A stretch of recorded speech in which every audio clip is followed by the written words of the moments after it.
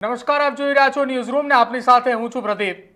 ગુજરાતના રાજકારણની અંદર છેલ્લા કેટલાક સમયથી એક મહત્વપૂર્ણ સમાચાર એક ખૂબ ચર્ચાની અંદર રહ્યા હતા અને સમાચાર હતા પોરબંદરના।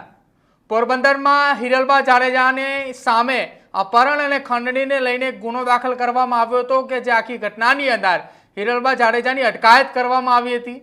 જો કે આ ઘટનાની અંદર હિરલબા જાડેજાના સાથે કેટલાક સાગરીતોની પણ અટકાયત કરવામાં આવી હતી ને ત્યારબાદ આ મામલે પોલીસે પૂછપરછ અને તપાસનો દોર શરૂ કર્યો હતો। જો કે હવે આખી આ ઘટનાની અંદર હિરલબા જાડેજાની સામે વધુ એક ગુનો દાખલ થયો છે। હિરલબા જાડેજાની મુશ્કેલીની અંદર વધારો થયો છે। હાલ તો હિરલબા જાડેજા જેલની અંદર દાખલ છે। જો કે તેની વચ્ચે પોરબંદર જિલ્લા પોલીસની ટીમે વધુ એક ગુનો હિરલબાની સામે દાખલ કર્યો છે। હિરલબા અને તેના સાગરીતોની સામે સાયબર ક્રાઇમ પોલીસ સ્ટેશનની અંદર એક ફરિયાદ દાખલ કરવામાં આવી છે। રૂપિયાના લેતા દેતીની અંદર આ ફરિયાદ દાખલ થઈ હોવાની હાલ તો માહિતી સામે આવી રહી છે।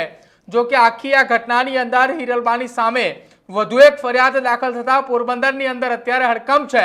કેમ કે હિરલબા સામે આ અગાઉ એક ફરિયાદ દાખલ હતી જેની અંદર તેઓ હજુ જેલની અંદર છે, તેમાં તેમને જામીન નથી મળ્યા અને તે વચ્ચે વધુ એક ફરિયાદ તેમની સામે દાખલ થઈ છે અને આ ફરિયાદ જે દાખલ થઈ છે તેમની સામે રૂપિયાના લેતી દેતીની અંદર દાખલ થઈ હોવાની માહિતી સામે આવી રહી છે। કેમ કે આખી આ ઘટનાને લઈને પોરબંદર જિલ્લા પોલીસ વડા ભગીરથસિંહ એ આજે રાત્રે 8 કલાકે આ મામલે મોટો ખુલાસો કરશે। એક પત્રકાર પરિષદ કરવાના છે કે જેના અંતર્ગત હિરલબાની સામે દાખલ થયેલી આ ફરિયાદની અંદર એક ખુલાસાઓ થશે કે હિરલબા જાડેજાની સામે કયા પ્રકારનો ગુનો નોંધાયો છે, કયા જગ્યા ઉપર રૂપિયાની લેતી દેતી જે થઈ હતી કે જેને અંતર્ગત તેમની સામે આ ગુનો જે છે તે દાખલ કરવામાં આવ્યો છે તે અંગે ખુલાસો કરવાના છે।